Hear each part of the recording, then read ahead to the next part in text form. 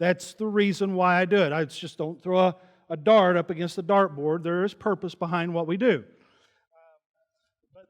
As we begin to talk about margins in your life, I think back to the 1950s, and of course, I wasn't alive, but I've watched enough Leave It to Beaver to know what the 1950s were like, okay? That makes me an expert, does it not? Many of you watch Andy Griffith, kind of the same concept. You see life through the lens of a much simpler time of life, a time where families meant something. Just take eating. Eating was completely different. Sunday lunch, people gathered around after church and had Sunday lunch together. They would, every evening, it seemed like there was dinner, and the family was expected to be there for those evening dinners. All the family, all around the table. Dad would get home at a decent time, and Mom would have something cooked, and everybody would gather around the table. Is that what let's talk real. Is that really what your life is like now as a family? Because mine, when Alex was home, our life wasn't like that. It's uncommon today for families to gather for a meal at dinner time outside of a holiday. When Alex was home, it was every man for himself. We kept plenty of things in the freezer that he could heat up or things that we could throw together really quickly. So that part of family life was different. That part of humanity was different. And during the 50s, kids would come home after school. They would ride their bikes to school or they would walk. But after school was over, they would come home and maybe they did their homework. Or maybe they went over to the neighbor's house to play catch football or throw the baseball around or ride bicycles. Or now, I don't know anybody whose life looks like that. Nowadays, it's, Jimmy has soccer practice after school till 5:30, and then we got to pick him up and we've got to rush him because then he has karate at 6, and he'll do that from 6 to about 7 or 7:30, and then we come home, we got to rush and hurry and get all the homework done and maybe get something to eat in the meantime. I think, hopefully I'm creating a picture of the difference in yesteryear and today. And many of you that have lived back in those times would attest and say, family life is completely different. The way we do things doesn't match or look anything like it did in the 50s and 60s. There used to be these things called blue laws. Are you familiar with blue laws? Blue laws used to be laws forbidding certain activities on Sundays and even Saturdays. There was a time when some blue laws would forbid any businesses from being open on a Saturday. Can you imagine that? Nothing open on a Saturday? Most communities have since then done away with those blue laws, with the particulars. Sometimes there's still remnants of blue laws, like no alcohol sales on Sunday. There's things like that that's still around. But it seems to me, that's just my take, that now, here we are in 2023, that Sundays are now free game to do whatever. There's no protection for that. Sundays have become now just another day to fill in the calendar. And there's been multiple books that have been written about the practices of the 1950s. And those books reveal how that was, for especially here in the United States, the 1950s was the height of happiness and satisfaction. That's when we would say that we peaked as a people. But since the 50s and the early 60s, life has steadily been on the decline. And I think one of the main reasons that is true is we have made the conscious decision and the choice to forego our day of rest. Instead, we've chosen to use it just as another day to cram more stuff in. Use it as another day to make sure that I get all of these plates that I've got spinning, make sure that I've got enough time to keep them spinning. Like today, I'm sure that many of you are feeling the stress of a crowded calendar, a plugged up day timer, and you feel the tension or the stress of not having enough time in your day. Not enough time for yourself, not enough time for those you love. Some of you may be even feeling the stress and tension financially. Now that the holidays are over, you see the bills start coming in. If you're like at my house, we're just now starting to pay for Christmas. And the economy's not that great. Inflation is really hurting us, and money is tight. And there's no margin. Aren't we supposed to be in an era of great progress as a people? We are more educated than we've ever been. We are more affluent than we've ever been. We have more access to the latest and greatest technology that has ever been known in the history of mankind. Every single day, something is being developed as a convenience to everyday life. Case in point, any of y'all own an air fryer or an Instant Pot? It's supposed to make life better, right? It's supposed to speed up the process. That's where we're at. We're supposed to be in this time of great progress. And so you would think that us as a people, we would be more content, we'd be more at peace, we'd be able to have more time to find rest, we would have greater abundance, but the exact opposite is true.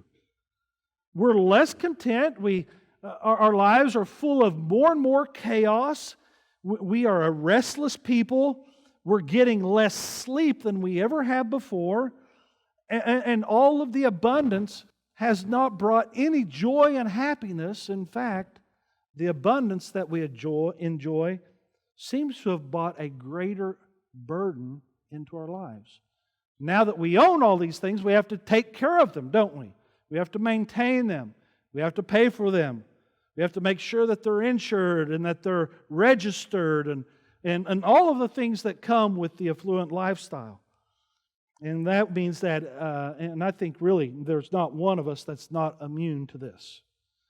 I think that at some level everybody in here feels overextended. I think everybody in here probably at some level feels overworked or overloaded or overstressed. Maybe in your personal life or your family's life, you guys are overscheduled and you're overwhelmed. And the sad part is we're even doing it to our children. On top of going to school all day, and they bring homework home every night, and I'm not railing against homework. I think homework is probably a good thing. It's not necessarily a bad thing.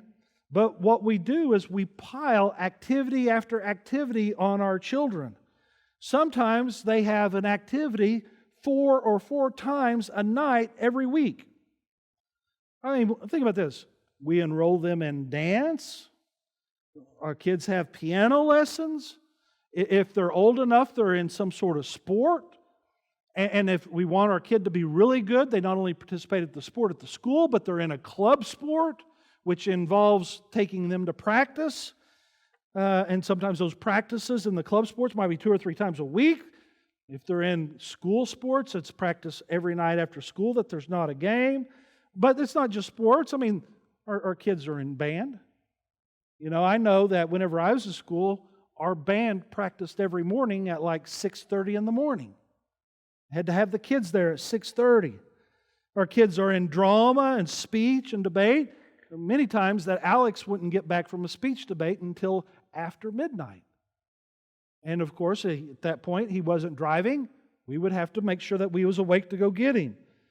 But that doesn't even touch the surface. FBLA, FCCLA, FFA, choir. And then top it all off, during the summer we have camps for all of these things, right? To make sure that they improve.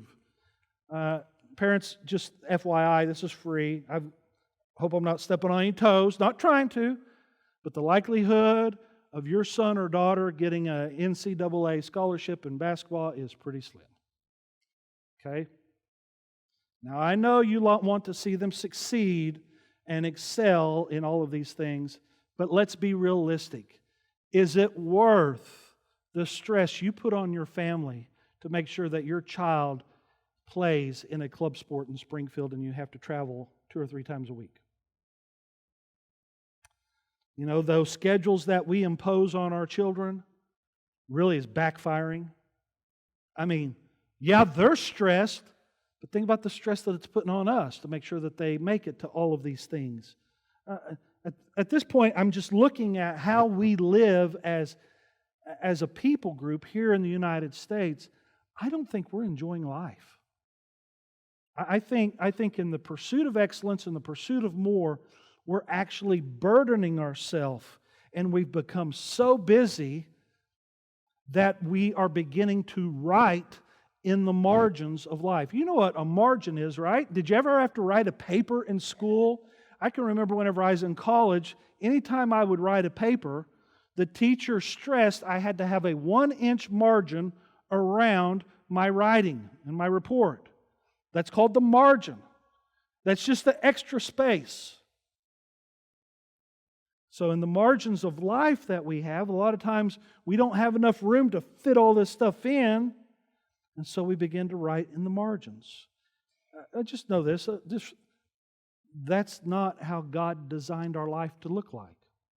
That's not how He designed us to live. God's design for life includes margin. I want to read to you out of Genesis chapter 2. Let me just read this real quick. Verse 1, so the creation of the heavens and the earth and everything in them was completed. On the 7th day, God had finished His work of creation, so He rested from all His work. And God blessed the 7th day and declared it holy, because it was the day when He rested from all the work of His creation. Here we have the Creator of the universe. And He built it, all this, but yet He built in, at the very end, a day of rest. He didn't need rest. Do you think God actually gets tired? What He's doing is He's creating space for us as human beings to be able to invest and participate in this rhythm of life where work isn't all we know and our schedules aren't dictating how we live. I want to read to you also what it says out of Exodus 20. This 10 Commandments. He makes the day of rest, the Sabbath, a part of His commandment. Here's what it says. Remember to observe the Sabbath day by keeping it holy. You have 6 days each week for your ordinary work, but the 7th day is a Sabbath day of rest dedicated to the Lord your God. On that day, no one in your household may do any work, and this includes you, your sons and daughters, your male and female servants, your livestock, and any foreigners living among you. For in 6 days the Lord made the heavens, the earth, the sea, and everything in them, but on the 7th day He rested.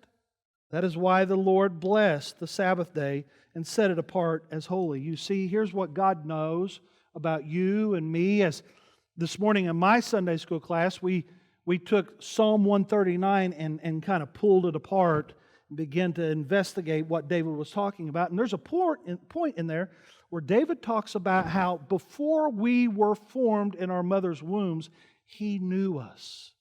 And He knew the days of our life. He laid everything out. He knows us down to the very individual strands of your DNA. And you know what He also knew about His creation? He knew that His creation would need rest. I think it's fascinating that engineers and designers and mechanics and people who design engines to go into cars, they can tell you how often you need to change the oil in your vehicle. You know why? They know that this machine can work for so long before it needs rest. It needs to be rejuvenated. You see, God knew that we needed margin in our lives. God knew that we would need, He knew the proclivity of humanity to want to always be busy and always fill our time with things.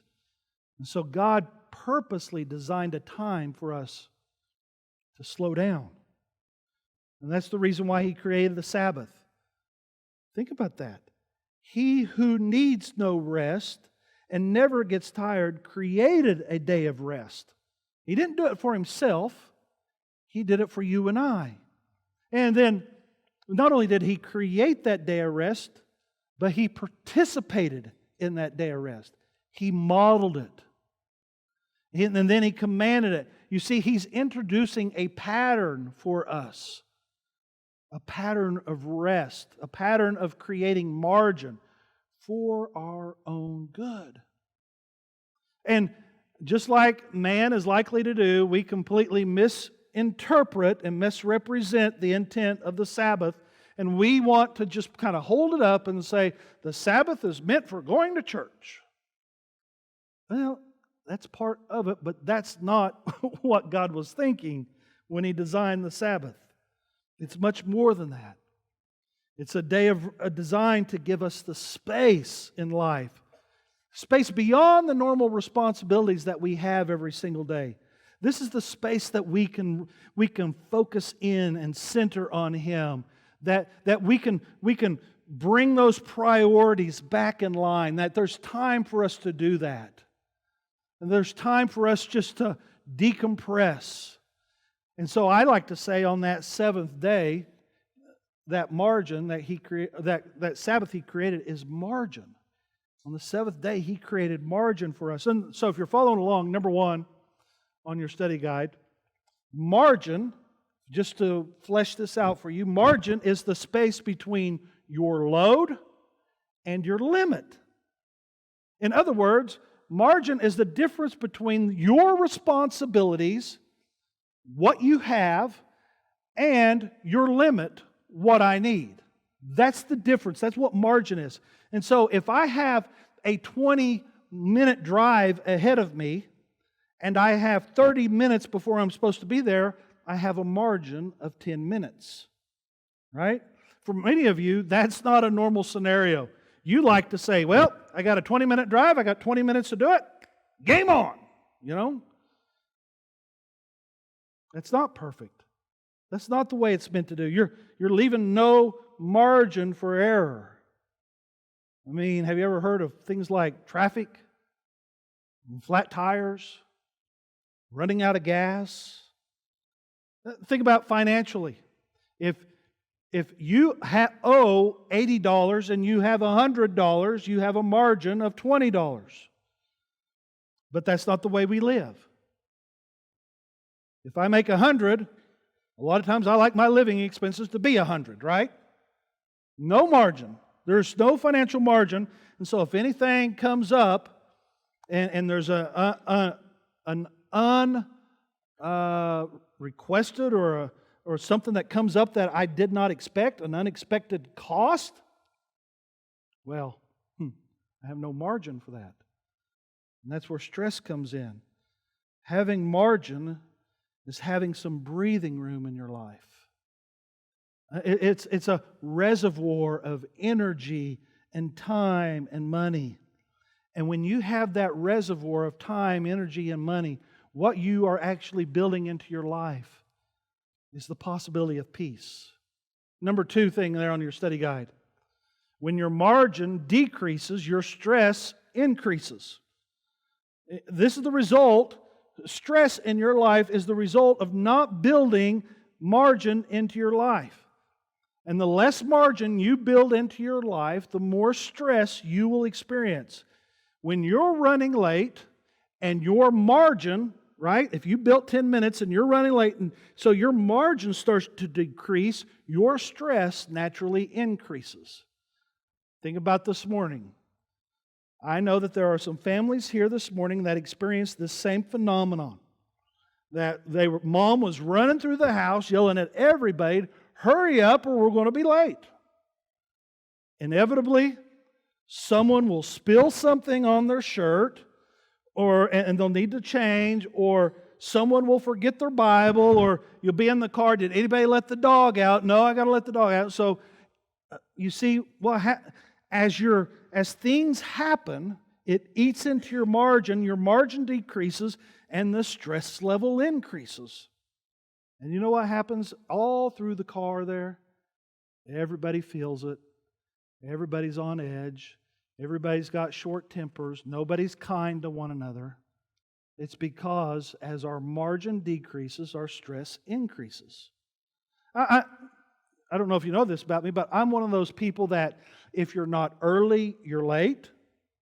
So I always, when you're talking about specifically about time, I always build plenty of margin into my travel plans. If it's a 30-minute drive, I want to be there, and I want to have a 15-minute margin because I know that life happens. Tires go flat. Accidents block the interstate. Traffic jams. And when I see that margin, I purposely built in decrease, my stress level goes through the roof. And Janelle has to talk me down, right? It's going to be all right. Don't freak out. Don't panic. But I built in 20 minutes, and now this has happened, and I can just feel I'm going to be late, right? So my stress level increases. And the same is true in our families when it comes to money. As life happens, the car breaks down, or little Jimmy breaks his arm, or the water pipes freeze up, we begin to ask, how are we going to pay for that? Because a lot of times we don't live with any financial margin. We don't have any extra. And so you can just see your financial margin decreasing, and what inevitably happens is the stress within your family begins to rise.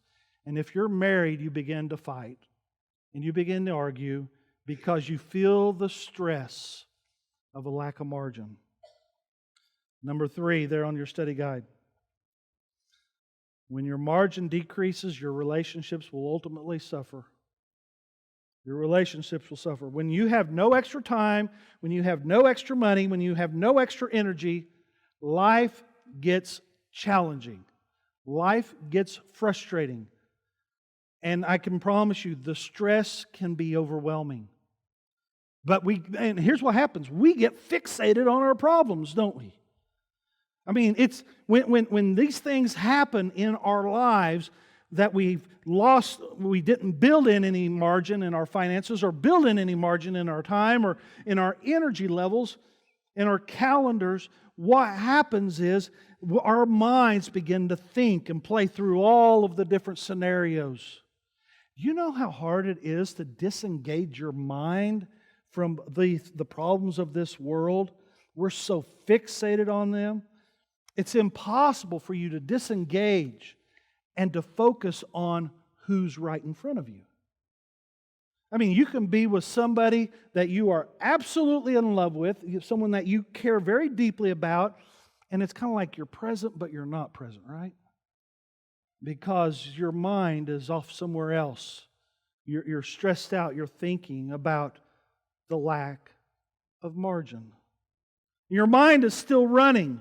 And it's difficult to engage in that level with that other person that is necessary for you to develop and maintain those close relationships. You see, you're not giving that other person your full attention. And when that happens, the quality and the intimacy of your relationship, it suffers because you can't get your mind off of your own problems.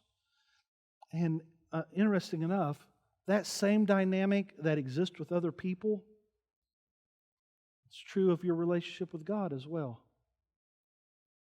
I mean, when you fill your schedule, and I'm not talking about all bad things. I'm saying there's good things that we fill our schedule with. But you get busy, and what you're going to find is you have no free time. The first thing that you jettison is what? My time alone with God. That's the easy thing to jettison. That gets put to the side. And what you'll find, you have no time with Him.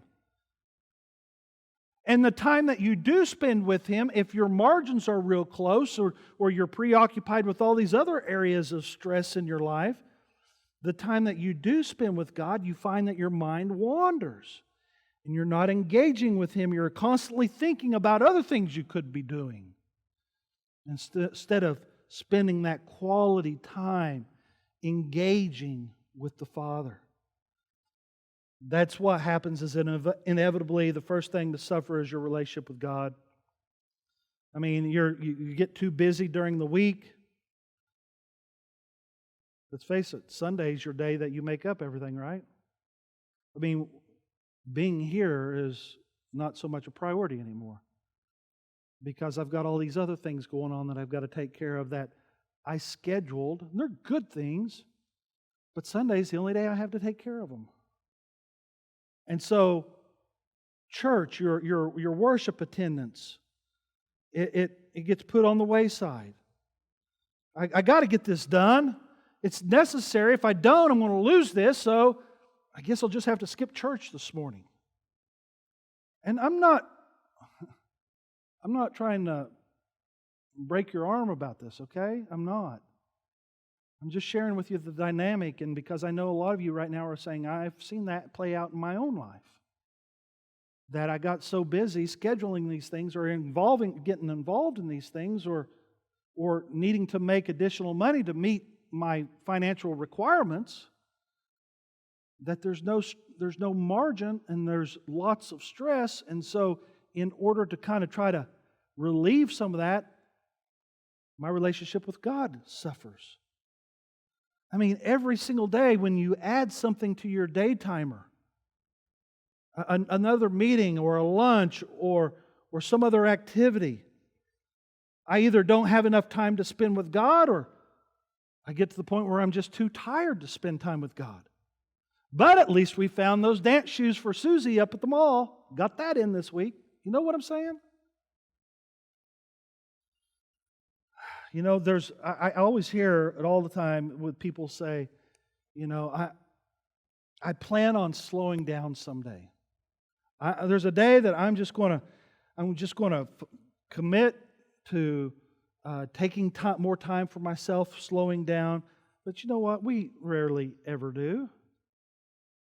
I mean, how many of us actually do that thing where we slow down? You know, I look around the room and think about maturing and growing through adulthood, and whether or not you understand this, the older that you get and the more mature you get and the further you get in life, you come to a point where you start to make more money than you've ever made in your life. Your career advances and your salary increases, and you find yourself making more money than you've ever made in your life. But the flip side of that is, even when that happens, you begin to experience more financial stress than you've ever had. And what you say is, this year I'm going to take a vacation. I'm going to get away. I'm going to make time. I'm going to relieve the stress. I'm going to create some margin. But the fact is, I know you people, you very rarely ever even take all your vacation. You may be up to 3 or 4 weeks a year in vacation, and you might take one because I got work to do. I want to get ahead. I have responsibilities. Most of y'all have went years and never even touched the vacation you've got coming to you. And most of you are in a place in your life where you have better opportunities to do greater things than you've ever been able to do, but you can't. And you know why you can't? Because you're empty and you're exhausted and you've filled your life with things that simply do not matter. And now you're at a place where you've sensed God calling you to do something special, an awesome opportunity, and you just don't have the energy to participate in it. You're exhausted. You've been doing all these things that don't matter. And when the time comes to actually participate or be involved or have an impact on something, you're just not there. There's nothing left in your tank. Ultimately, I think it's an issue of trust, because I think when you boil it down spiritually, I think that we can't trust God enough to believe that His way is best. And so we always want to try to do it our way. They call it the FOMO, the fear of missing out. You know, I can't turn my life over to the Lord and live according to His time frame and His schedule and according to His precepts, because I might miss out on something. the FOMO. After all those things, I want you to listen to this and tell me this isn't better, okay? Tell me you would not like to experience this. It's out of Matthew chapter 11. Jesus said, "Come to me, all you who are weary and carry heavy burdens, and I'll give you rest. Take my yoke upon you. Let me teach you, because I'm humble and gentle at heart, and you'll find rest for your souls." Don't that sound better than the rat race and the stress and the marginless living? It sounds better to me. Living and taking Jesus' yoke upon you rather than the yoke that you think is what's best for you. As I've went through this morning, I know that some of you have identified with what's just been said. I know that many of you feel like you're overloaded and you're stressed out and there's just too much to do. And many of you would even say, that's just how I roll. That's my personality. I'm a type A person. I'm driven. I've got to be doing something. And I'm just telling you, God did not design life to be lived like that. You will burn out. You know, when you're filling your life with the busyness, what you're really trying to do is fill an emptiness within your own soul. And we try to fill that empty void with material things. And we're stressed now by work to trying to acquire those things to fill that void. And then we're stressed realizing the upkeep of those material things that we're using trying to fill that void. Because at some level we're looking for significance and acceptance from our peers. And so sometimes we do it to our children because we're living vicariously through them.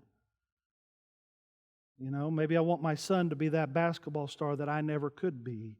And so we're going to find him the very best coaches and the very best AAU squads or whatever and make them a part of it. Hopefully you realize that all these things that you've been pursuing, hopefully you're realizing that those things really never truly fulfill you. And you know why? They weren't designed to fulfill you.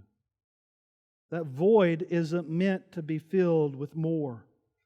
The void that you're feeling is that God-shaped hole in your heart, a personal relationship with Christ. But as long as you think that you know best and you listen to the world saying this is how we accomplish all these things, you're going to miss the mark. Come to Christ and find rest. And then begin to acclimate yourself to the rhythm of building margin into your life. Space. Space that you don't have to, that nothing happens. It's that idea of be still and know that I am God. How many of y'all could ever be still for 5 minutes in the Lord's presence? You can't. You need margin in every area of your life. You need physical margin so you're not constantly exhausted. You need spiritual margin so you know how to handle temptation and all those things are draining. You need emotional margin. I mean, some of you are caring for elderly parents. And that's a stress on you. Because how do I fit that in at the same time I've got kids and grandkids, and how's all these things working out? You got to have margin. You got to figure it out. So over the next few weeks, we're going to look at each one of those, and hopefully you'll realize that God's way is best. And hopefully you'll find encouragement that once I get and figure this rhythm of margin in life, get that figured out, everything else seems to flow rather smoothly. Let's pray. Lord, forgive us for looking to other things to satisfy. Lord, forgive us for pursuing things that don't matter. Lord, forgive us for allowing the busyness of life to damage irreparably our relationships with one another. And ultimately our relationship with you. Father, I just ask that this morning that as our people leave, Lord, that they would not feel like they've been beat up, Lord, but they can feel energized and reinvigorated. Maybe finding a clue into how to navigate the intricacies of doing life and realizing that there are many things that we agree to that just simply are not important, and that we need to intentionally build margin into our life. And Lord, when we do this, it gives us the space for other people and for you. We give you praise, glory, and honor for the way that you have designed this world and designed this life. And it's in Christ's name we pray. Amen.